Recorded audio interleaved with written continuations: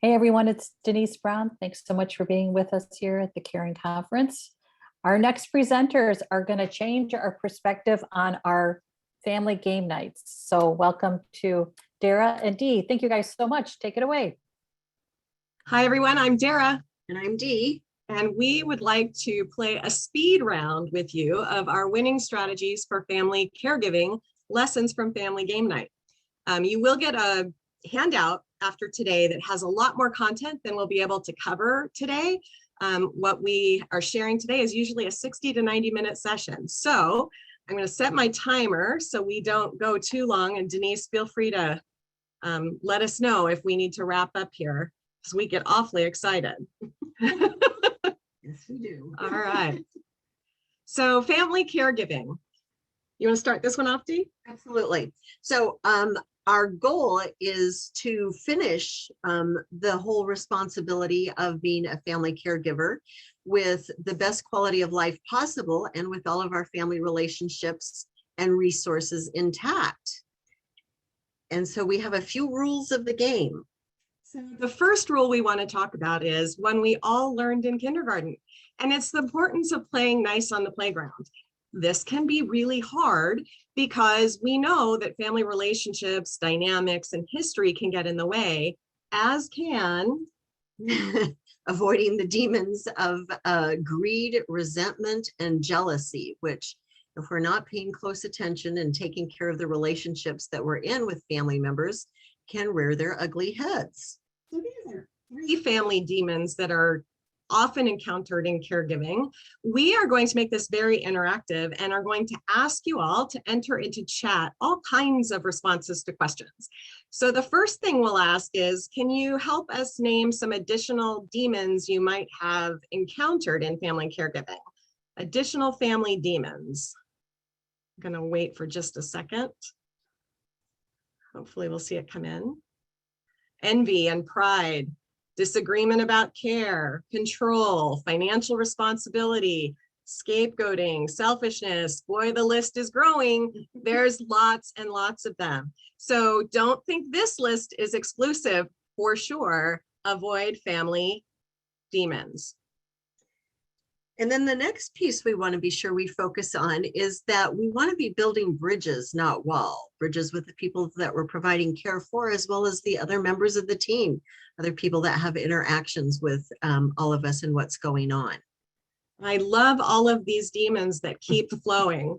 So what we're going to do today is we're going to play part of our caregiving games we play game board in the hopes that we can help you transform how you think about certain challenges in caregiving and perhaps how you think about communicating with your own family or with clients you serve about these potential challenges in caregiving. And Dee and I really like to keep this presentation like fresh and new, so we never do it in the same order. And we're going to play another game with you.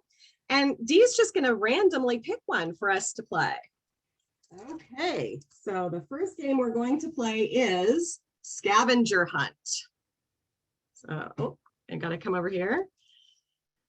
So the first thing we want to remind family caregivers is they want to avoid the urgent searches for information and documents. The last thing you want to be doing when you're in a crisis is looking for that family information document, that healthcare power of attorney, the financial power of attorney, whatever those documents are, an insurance policy. You want to make sure you have them with you when and where you need them. So we recommend that, of course, you gather and organize information and documents, personal, household, medical, financial, legal. There's lots of ways to do that. We don't care how you do it. We just care that you do it in a binder, in an electronic tool, some other way. And we encourage you to share that information with your trusted care companions and keep it current. So we're going to ask you a question now. We would love to hear how you keep track of and share your personal and family information, or how you recommend your clients do that. What is your preferred way? We'll watch chat for just a minute. Or creative solutions. Any creative solutions out there? Paper in a file folder, scan and share. We've got paper, we've got digital. free ring binder with tabs, multiple copies, absolutely.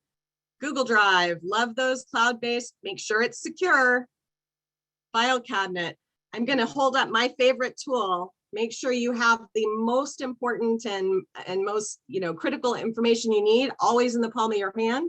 You can have that on your phone. All right, we're going to return to the main board. Love to see all of these responses. All right, Dee, pick another game. All right, I'm coming up here.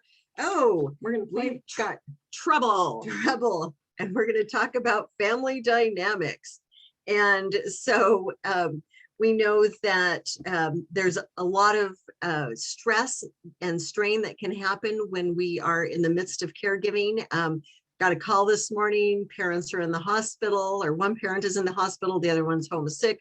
Who's going to step up and fill in the void there, at least reaching out to call their care manager? And so, having clearly defined roles and responsibilities is really important and helpful there when you talk about who's going to do what when. So even the strongest relationships can be tested, and we want to make sure that everybody understands the importance of open and honest communication. Secrets are never helpful in a family. I have lots of experience in family systems, and secrets are always a family's demise. So be open.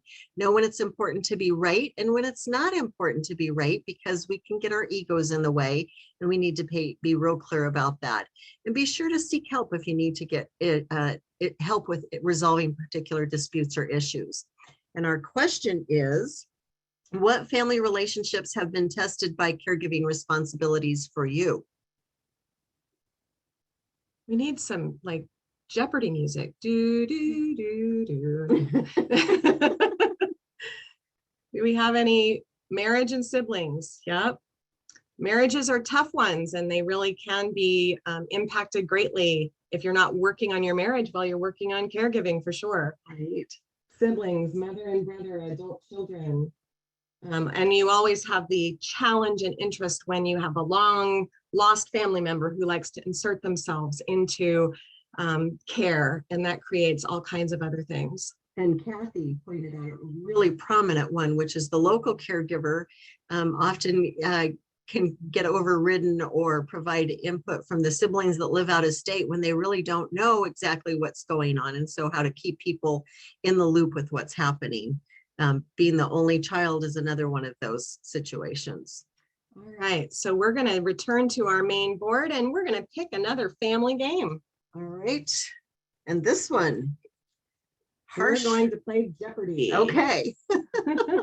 Where is Jeopardy? Here we go. We want to make sure that you avoid the trap of expectation bias. And many of us come into this caregiving world, all of us through personal experience, and we find ourselves as professionals because we want to help people avoid the things that we missed and the mistakes that we made. And I will just share with you that we had a huge expectation bias problem in my family, where we'd been on, end of life watch for my father-in-law for 15 years, prepared for him to be the one to go when my mother-in-law caught the flu and passed 5 days later. We were completely flat-footed and unprepared for her to go. We were very prepared for him to go. And so you need to remember there's real jeopardy if you only plan for what you expect to happen. You need to also plan for what you don't expect to happen. And particularly if you are a primary caregiver, when I'm working with caregivers and family caregivers, I always ask them a question that they find very uncomfortable. What is your plan if something happens to you? And it really is a huge, important question to ask, and one that you really need to help them work through because they can't even conceive of what that would look like. But life does have a way of throwing very unexpected things at us.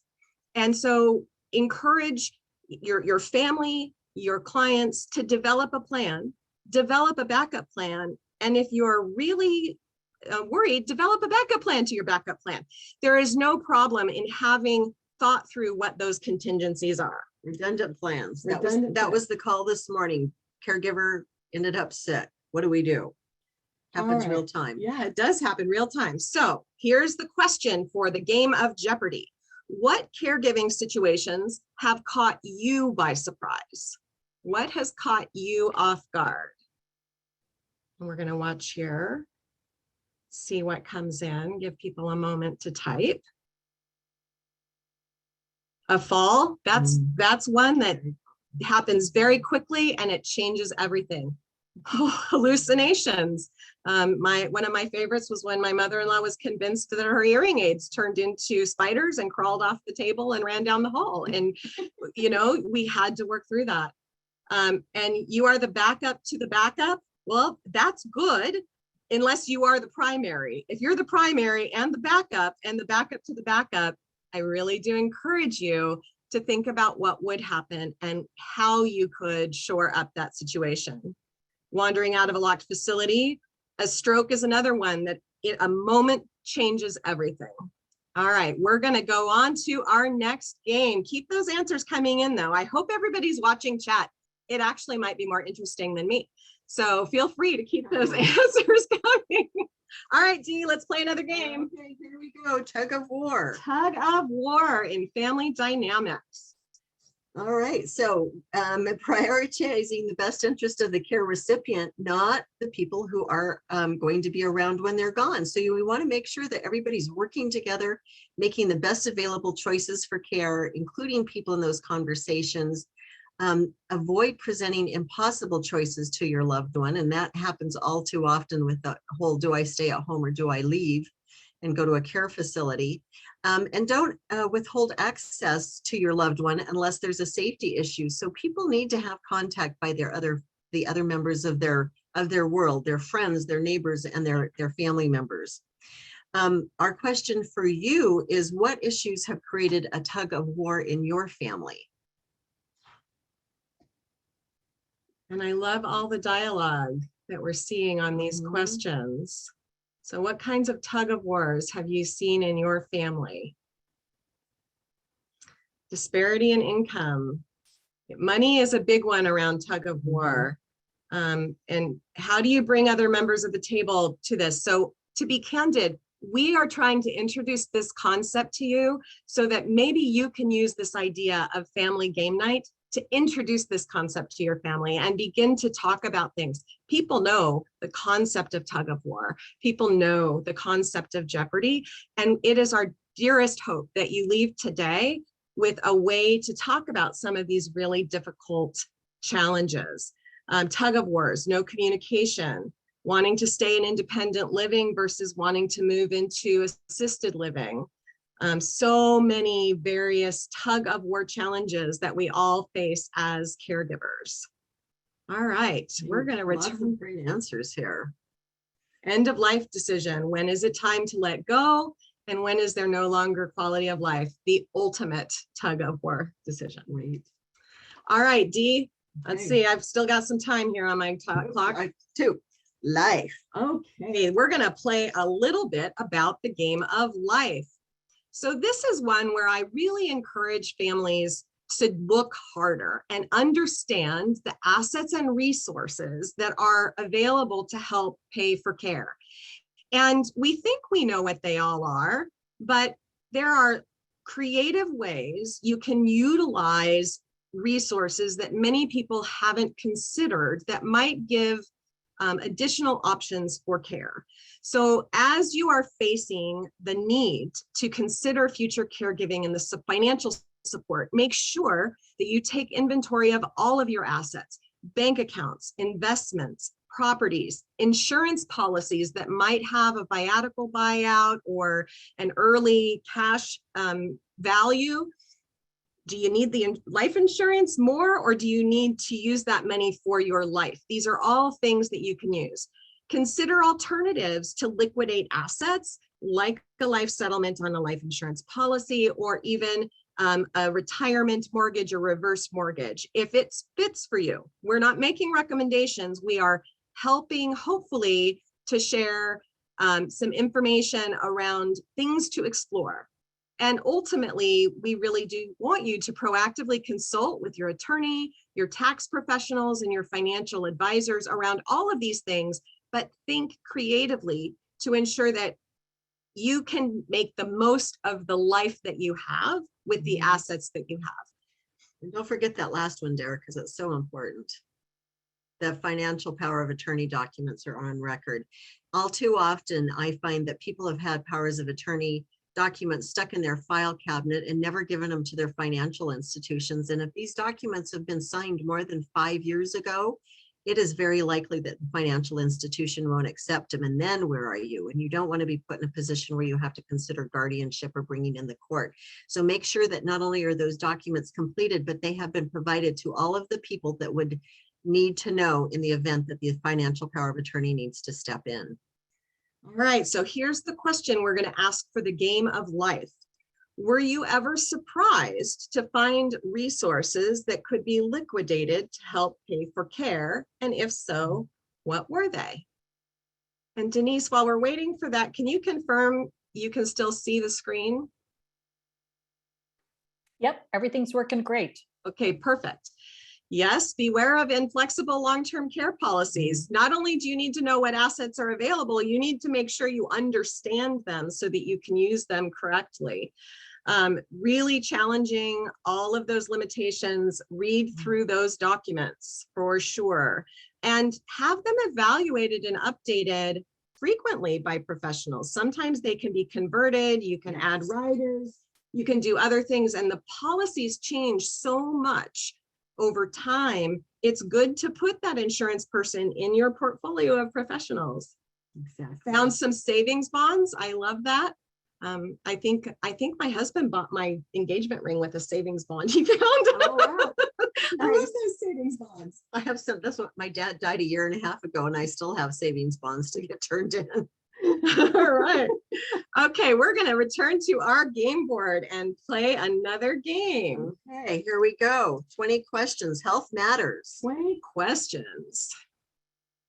So the advocate needs to know your values and preferences. And Dee, I'm going to let you speak to this one if you don't mind. Really making sure that you understand what it is your loved one wants. So this is something that we spend a lot of time with our clients when we know that we're going to be their primary healthcare power of attorney, which is really spending a lot of time going through various processes and tools that we have. There's some that are out there. Go Wish is one of those that you can do online. And it's always amazing to me when I do this with a family, how often people are surprised by their loved one's choice and how it might differ from your own.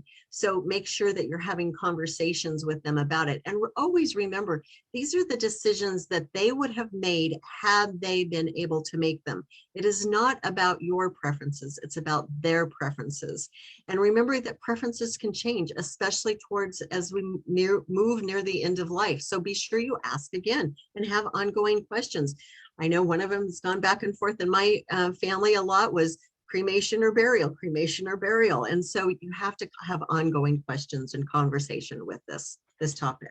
So the question we're going to ask you, the 21st question is, have you ever been surprised by the healthcare or end-of-life choices or preferences of a loved one?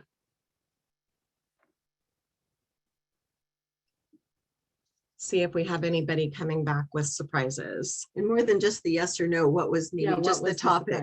Yeah, what was the surprise? And the one that comes to mind for me was, I didn't realize my mother-in-law was afraid of fire. And she was very afraid of cremation. And ultimately she made that choice, but she had to work through that. And it was a family conversation around why and where does that come from? And ultimately it was her final choice, but she had to work through that. And so that's another important topic there, right in and of itself, is process. You know, this is a process. This is not an event. And what we might initially answer might, after we have time to think about it and talk about it, we might change our minds. And so again, why we need to keep having these questions and know that it's not a done deal. Ask for information. Help me understand what your thought process is there. Absolutely. All right. I think we have time for one more game, Dee. Darn it. All right. We are going to go Health Matters again. And we're going to talk about dominoes. Many healthcare issues lead to one issue and then another, and it just goes on and on. And so we want to be paying attention to how any one issue can impact multiple systems and organs. And you know, one of our clients the other day went in and he was dehydrated, so they flooded his system with fluids, and then he ended up in heart failure. Well, he didn't have heart issues before he went to the hospital, so that was not a real good one. But things can evolve and change, and he's doing okay, and actually he's about to be discharged, so he's good. Medications can have side effects, creating new problems. Some people are so sensitive to everything, so finding medications that will be effective are key. And recovering from even minor issues can be a challenge, and or recovery may be challenged. And so, you know, people may need to go to rehab, and they don't want to go to rehab. They want to go home. So just keeping in mind that, yes, this is like dominoes. One chip falls and the next one may. So our question here is, can you think of a situation when you wish you would have asked, what's next? Where maybe somebody could have given you an indication of what that next domino might have been. This is one that sometimes I think we're afraid of what the answer might be. So we'd prefer not to ask, but in my experience, information is power, and I would rather know what might be headed my way. Right. I know I don't always like the answers, but I'd know, rather know yeah. what's headed my way. Best to anticipate. So I love all the dialogue we've had going here. I am not sure that it's flowing. Can you still hear us, Denise? Yep, we're good. Okay. All right. I think we're going to return to the main board. I'm not sure the screen that's showing my chat. Oh, here we go. Yes, I see it here. Basically died of thirst at home after a few agonizing days. Absolutely. I think that's to the previous question. But yes, this is one of those that don't be afraid to ask what's next. And especially along that line of dying, because while Dad was thirsty at that point in time, if he was going through a normal dying process, our bodies actually shut down our desire for thirst. And so we are not causing them to be dehydrated. The body has its own mechanisms to take care of us as we near end of life. So we have run out of time, even with our speed round. So what we're going to do is just jump to the end and share with you that the finishing the game, if you are having these conversations, transforming how you think about some of these issues is, oh dear, I zigged when I should have zagged. I can get back there, thank goodness. At the end of the game, our goal is to have our carees, our loved ones' needs met, our relationships maintained, and it's so fun to work with a great friend. yes, it is. And importantly, quality of life. That is the goal. Have your needs met, maintain relationships, and quality of life. And yes, these slides are available, and there's actually more information in them than we were able to share. A handout is ready. We are going to ask you one more question because we'd really love to know, is there one idea that you can take away from you today, one game that might help you transform how you think or talk with your loved ones or clients about caregiving? Any ideas out there? Hopefully we'll know which game was the favorite when we see how this goes. And while we see that come in, we would just like to say thank you very much. I am the founder of My Data Diary. We actually have a family information management tool, which we will be giving away today at this session and at the end. And Dee is the founder of Life Changes Elder Care Consulting. So we're like the hired daughter, except for we have expertise and experience to prevent and solve problems. And we also invite you to check out learnidaho.org, a nonprofit we founded to provide free information on aging and caregiving issues. So check out our website. And I will also just let everybody know we are offering a discount on the tool that my company provides and that we are giving away for free today. So I think we did it in just the right amount of time, Denise. Did we do it? You did. You did. Phew. Thank you, ladies, so much. And Penny Lee is the winner of My Data Diary at the end of this presentation. So she's our first winner. So congrats to Penny Lee. You will love this tool. It is so helpful. It keeps you organized. I bought a large supply of them to provide to my clients who were power of attorney because it keeps all of the information for them and their other providers there. It's a wonderful tool. So thank you very much for having us today and for playing games with us. We had a great time. Thanks you guys so much.